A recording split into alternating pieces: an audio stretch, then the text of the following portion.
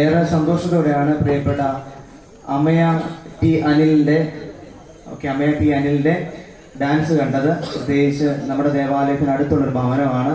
ഈ കുഞ്ഞ് EV കലാമണ്ഡലത്തിൽ പഠിച്ചുകൊണ്ടിരിക്കുന്നു.